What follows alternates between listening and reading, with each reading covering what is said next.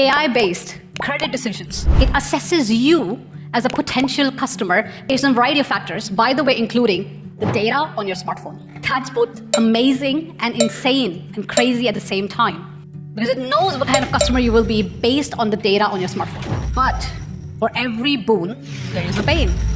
The next financial crisis could be due to cyber attack, and not just because Lehman Brothers got bankrupt. The next healthcare crisis could be because of a cyber attack.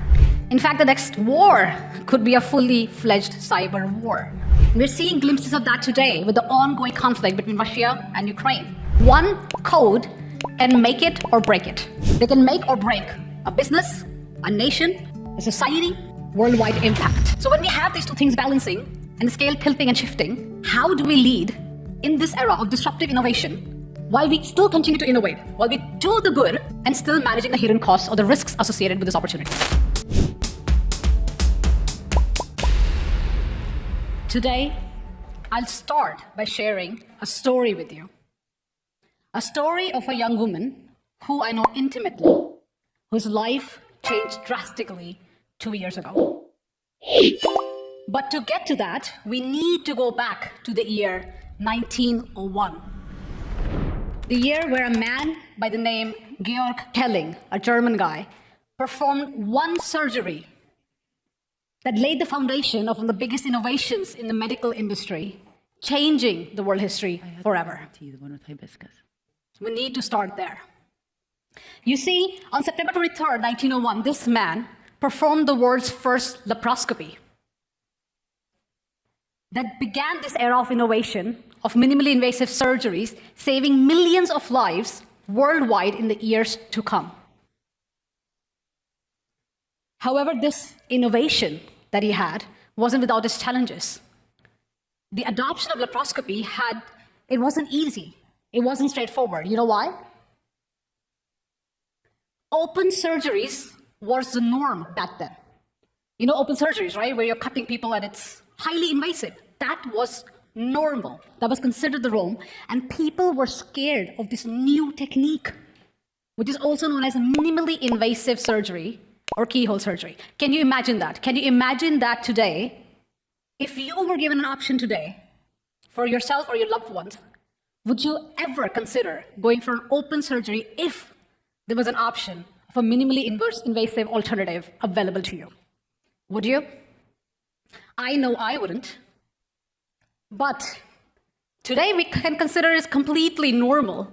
But at that time, there was this great deal of fear and uncertainty around this new technique. There was a lack of knowledge and the fear of the unknown. You probably understand where I'm going with this. But we'll come back to the story of the young girl and the young woman that I'm talking about. So what happened was that he was met with huge resistance from the medical and the scientific community. However, he continued his work on laparoscopy despite resistance and eventually gained the support of the medical community and a group of surgeons. And by 1960s, laparoscopy had gained wider acceptance, becoming the norm of minimally invasive surgical procedures and changing the medical industry, shaping and evolving the medical industry, saving millions of lives and improving the quality of life. His innovation was so revolutionary that this procedure, this technique, basically combined multiple disciplines of technology, such as advancement in surgical instruments, imaging technology, optical devices, to basically pave the way for saving human lives with much lower risks and at a much higher survival rate. This is how groundbreaking this innovation was. His innovation was so revolutionary that since 1990, more than 100 million laparoscopic surgeries have been performed worldwide, saving millions of lives, including of that young woman whose story this is about. That young woman stands here today, right in front of you. 2 years ago, I was told by the doctors that my clock was ticking. And this innovation played a key part in saving my life. And I'm here today amidst you because of that innovation. And we have seen this evolution of innovation in various industries, not just the medical industry. But let's just take the example of this, right? Imagine for a moment, in the last 200 years, we have gone from open surgeries being the norm, to first laparoscopy, to wider acceptance, to immunotherapy, and today, where we are actually doing robotic-assisted surgeries using Da Vinci systems. We're already here. We are doing that today. Just recently, there was an example of a surgeon in UK who performed a surgery in California on a banana, by the way, of course, because, I mean, come on, using just remote connection, 5G, and robotic assistance from UK in California. This has revolutionized the medical industry so much so that we are here today, and as I mentioned before, we are here today where innovation is traveling at the speed of light, and we're going to see it shaping our industries, our businesses, and our lives in the next 10 years that we have not seen in the last 100 years, and I'll show you the examples. The future is already here. I gave a similar talk, I think more than 1 year ago, and I said that time, the future is near. But today I'll tell you, the future is already here.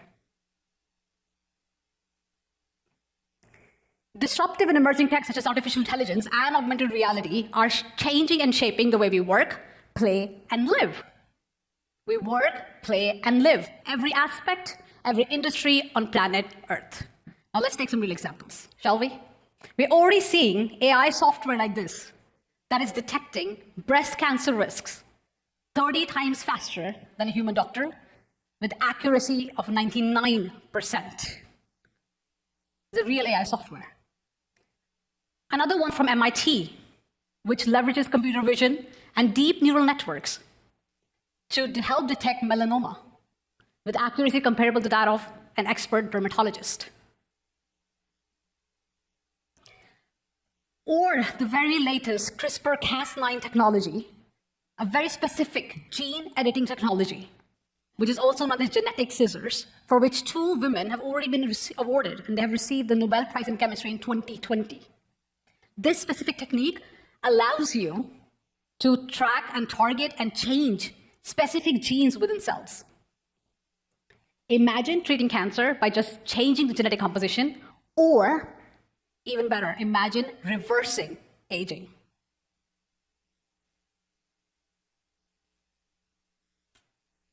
And I mentioned, this is not just happening in the medical industry, it's happening in every industry on the planet Earth today. We're seeing disruptive and emerging tech changing and shaping the way we work, play, and live. This real example of augmented reality being used in IKEA for consumers actually using augmented reality to do their shopping. What a great way. Retail business is shaping already today by augmented reality, and it's not the only example. Have you ever received a phone call, either from your bank or from your credit card company, right after you've made a couple of purchases, especially if they are of some higher amount than normal? Have you? Has anybody here gotten received a call or a message or something yet? People nodding there. You know why? Machine learning or AI is working in the background in the fraud detection systems, basically doing a behavior analysis of how you shop. And then it triggers an alert when it sees something out of the ordinary. When it sees something that contradicts your spending pattern.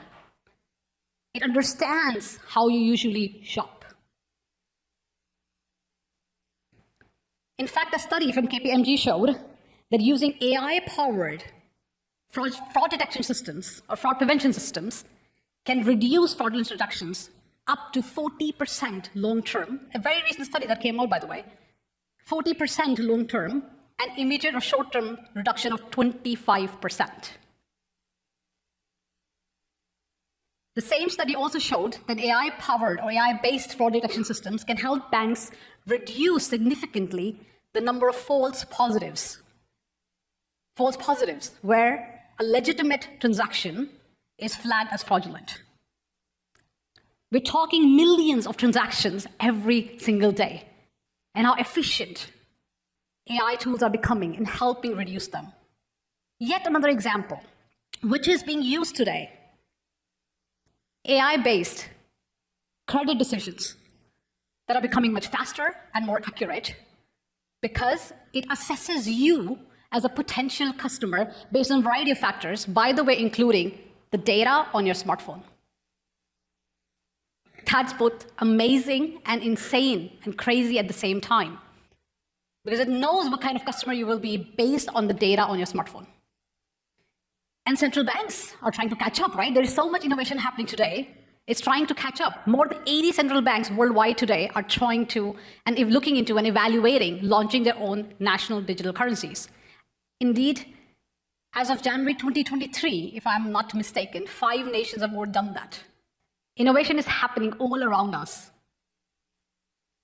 And as a part of our integrated lives already, and as a part of our businesses already. And artificial intelligence has already become a part of it. So, I want to say this boldly today, that banking is no longer a financial institution. Banking is a technology business. We were having this discussion today, remember? And I told him I'll show him how every industry today is a technology industry. Banking is a technology business. Maritime is a technology business. Communication is a technology business. Retail is a technology business. In fact, every industry today is a technology business. Either you are a technology business, or you're soon going to be out of business.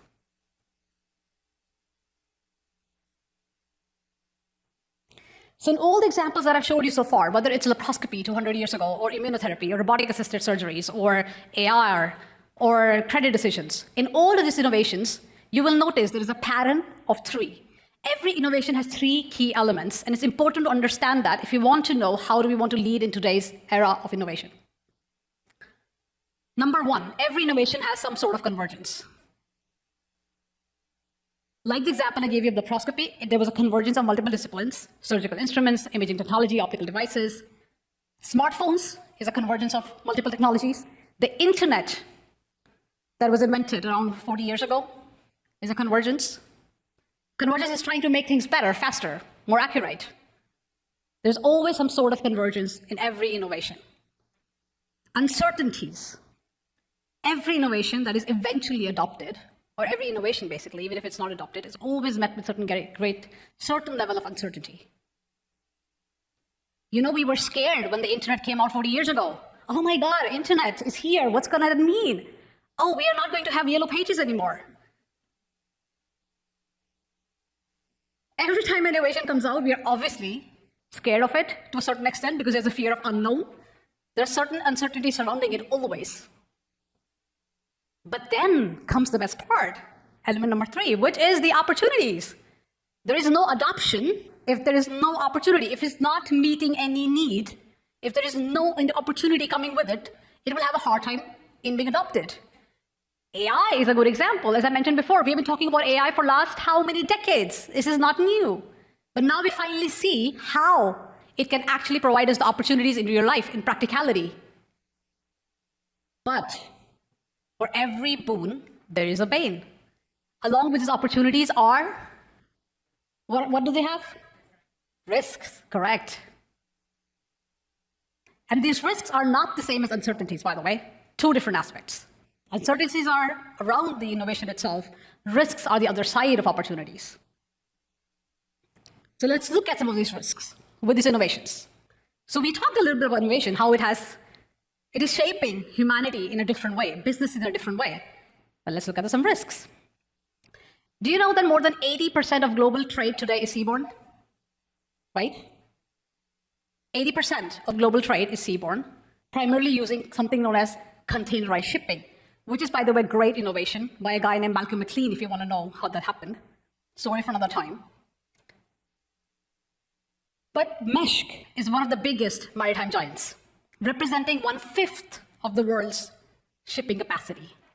The world's. You must have heard of the Dutch company, Maersk, right? That maritime giant came to a standstill with hundreds of his vessels dead in the water because of a cyber attack that didn't even target Maersk, by the way. It targeted a small IT business in Ukraine. But that worm, that malware was so strong that it spread across the world like wildfire, hitting Maersk with hundreds of his ships dead in water. Maritime giant dead in water. and other companies that recommend Keezer, Mandalay. Another example. In 2020, a cybercriminal gang ransomwared a university hospital in Germany. It disrupted, obviously, the hospital, so much so that a woman who needed emergency care and was on the way to this hospital had to be diverted to another hospital 32 kilometers away. That's approximately 20 miles. I've calculated. I don't work in miles. But we were talking yesterday, the Grand Cayman, this island is 22 miles long. That's it. So kind of imagine the whole length of the island. This woman died within an hour. And the interesting part is the prosecutors in Cologne tried to convict those cybercriminals of negligent homicide. One of the first cases to that extent and to that degree. And because of the laws in Germany, because of no precedents, they were not able to do that. And even though legally, it's what didn't happen, medically, it's highly likely that that ransomware attack costed this woman her life. And scenarios like these are no longer just hypothetical, they're highly plausible. Why? Because we have seen the convergence of IT and OT, or physical and the digital, right? Industry 4.0, you guys know that. But we're also seeing the convergence with the biological world, gene editing, biohacking, bionic devices, biochips.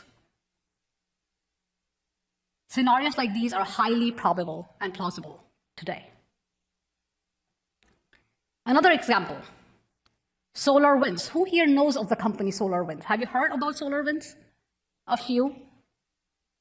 So SolarWinds got a really big media attention in 2020 because it was attacked. One company was attacked, and it impacted 18,000 customers of SolarWinds Orion platform because they were using that software, including the Pentagon, the Norwegian Oil Fund, and many more other companies. So when we're talking about that today, I will tell you that it is highly possible that the next risk that we see, a next systemic risk that we see to national security, to political stability, to healthcare, is a cyber risk. Because we are so digital today. The next financial crisis could be due to cyber attack, and not just because Lehman Brothers got bankrupted, by the way. The next healthcare crisis could be because of a cyber attack, and not just because of the biological virus COVID-19. In fact, the next war could be a fully-fledged cyber war. We're seeing glimpses of that today with the ongoing conflict between Russia and Ukraine. And even though Russia has not really used cyber war to the extent that it could have, or at least much less than the West had predicted or expected. But why am I telling you these examples? Am I trying to scare you? Have I scared you enough, by the way? Okay. But the reason is not just to scare you. I'm going somewhere with it. Today, we're living in this era. On one hand, where we're seeing disruptive and emerging tech really changing and shaping our businesses and society for the good. And it will continue to do that in the next 10 years, as I mentioned, like not in the last 100 years that we have seen. But on the other hand, we are living also in the era of cyber warfare, where one code can make it or break it. They can make or break a business, a nation, a society, worldwide impact. So when we have these two things balancing and the scale tilting and shifting, how do we lead in this era of disruptive innovation while we still continue to innovate, while we do the good and still managing the hidden costs or the risks associated with these opportunities? The fundamental question first to answer is technology neutral? And I talked about that in the panel today, and I said that, and I'll repeat it. Inherently today, technology is neutral. That's my point of view, including artificial intelligence, because it's not yet sentient and does not have consciousness of its own. But what happens tomorrow?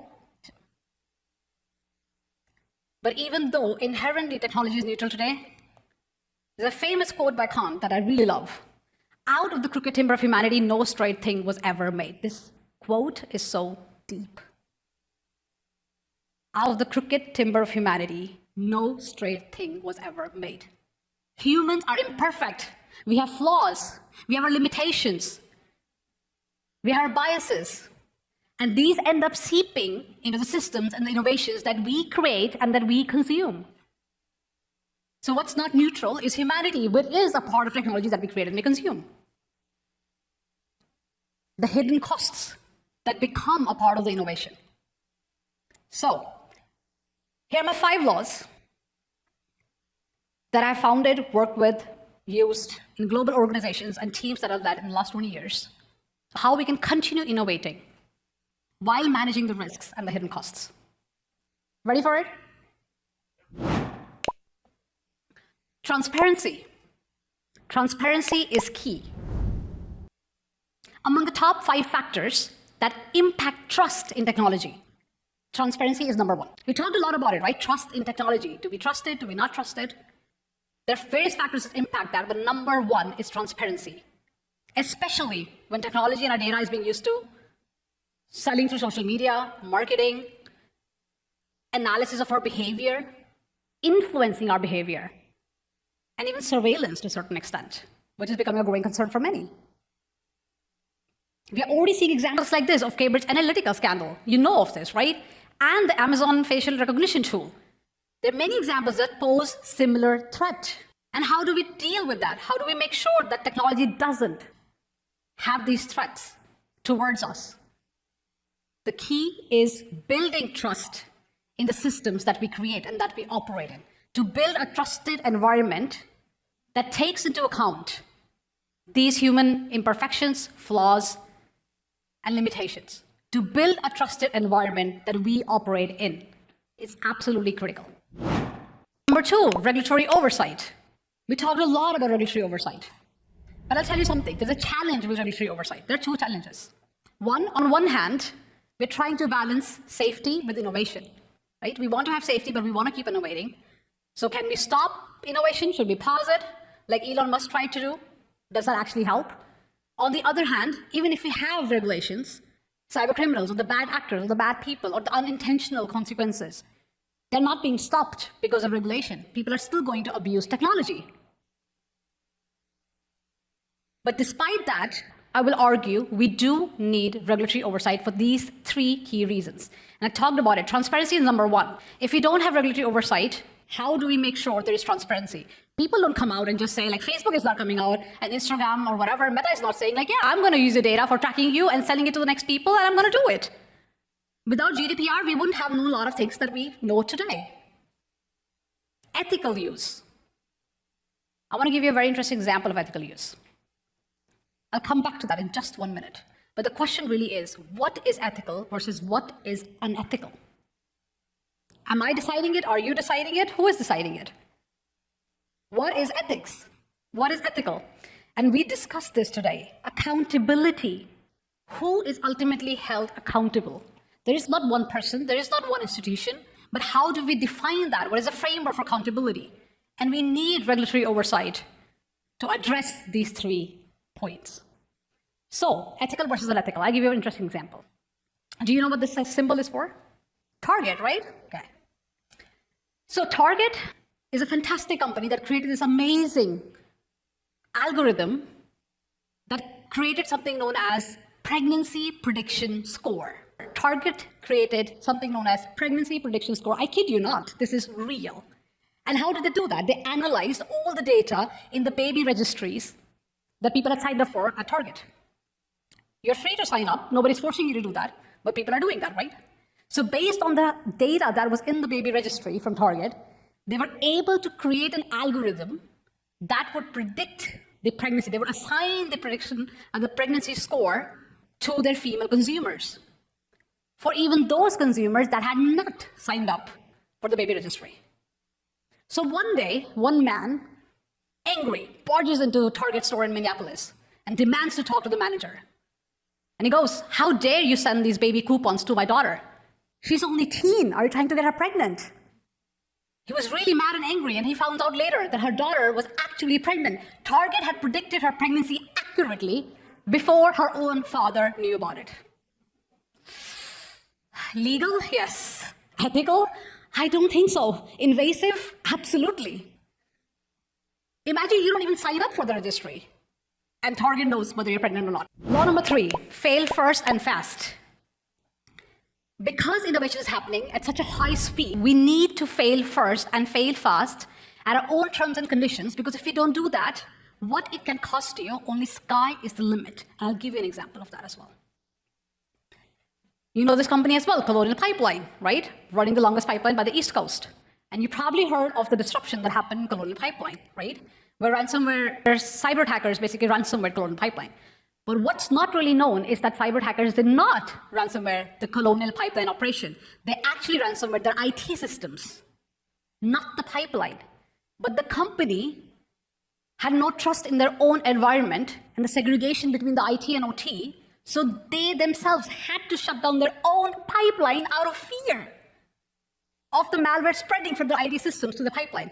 Imagine the disruption it caused, the prices surging high, people queuing up for days, millions of dollars of losses, and not even just that. They ended up paying $4.4 million as ransom to cybercriminals because the pipeline was not disrupted. They had to shut it down on their own because they had no trust in the environment. So you have to learn and fail and understand in all what ways it can go wrong, because what it costs you otherwise, the sky is the limit. Number 4, always consider the human element. Ultimately, we're all humans making decisions, creating innovation, consuming innovation. Amazon came out with this amazing example. They created this fantastic tool known as the AI recruitment tool. This is supposed to be the holy grail of recruitment. Every industry, especially the tech industry, is suffering with talent shortage, or at least finding the right talent, right? Recruitment is a big problem in many industries. And Amazon was like, you know what, we're going to solve it. They created this amazing AI recruitment tool where you would send in thousands of CVs. It would do its magic and spit out top 5 candidates. Boom, you could just hire them. Fantastic, problem solved. The only problem that this tool hated women. It did hate women. And I just told you that AI or technology is neutral, but it hated women. How so? Because it was based on data from the last 10 years in the technology industry, which is unfortunately white male predominantly, right? Reflecting the white male dominance that we've had. It's changing. So no offense to anybody sitting here, but that has been the case. So the data is biased. So obviously, how it works, as I said, the humanity or the biases seep into the innovation. Yet another example, which actually happened in 2021. Was it 2020? 2020, 2021, somewhere around there. A group of scammers created this amazing deep fake audio of a CEO of a bank and sent this deep fake audio from a forged email address to one of the bank managers, just instructing the bank manager, hey, you know what? We're in the middle of a mergers and acquisitions deal. It's really hush-hush. It's really super important. I'm authorizing you, or I'm telling you to authorize a transaction and transfer $35 million to this bank account. This came from the CEO, alleged CEO of the organization. The deepfake audio was so convincing that the bank manager just transferred the money. Because why? Oh wow, my CEO trusted me with this really important mergers and acquisitions deal. Of course, yes, boss, right away. And they made off with $35 million just by manipulating the human element using deepfake audio and forged email addresses. That's it. There was no patching or zero day or whatever vulnerabilities are out there, nothing. Human emotions. Law number 5. So even if you do 1, 2, 3, 4, there is no 100% certainty, there is no 100% surety. There will be a moment of crisis. Things, when they can, will go wrong, nonetheless. So what do? You must adapt. Learn how to adapt amidst change and amidst crisis, because there is no 100% security or certainty. So the key to survival in this era of change, in this era of disruptive innovation, is adaptability. And the faster you learn how to adapt, the better it is. Adapt when everything else fails, because there is no 100% certainty at all. So to recap, or to sum it up, as I mentioned, we are already seeing examples of how innovation is changing every aspect of every business in every industry on this planet Earth today, and will continue to do that in the next 10 years at much accelerated speed than the last 100 years. And innovation is traveling at the speed of light, and I'm not exaggerating when I literally say that. The future is here. So how do we as organizations, as individuals, as businesses, continue to be a part of this and ensure that it's shaping humanity and society for good while managing those hidden costs and risks, here are the 5 laws that I can swear by, that I've used and that are important, that we need in today's era of disruptive innovation. Thank you.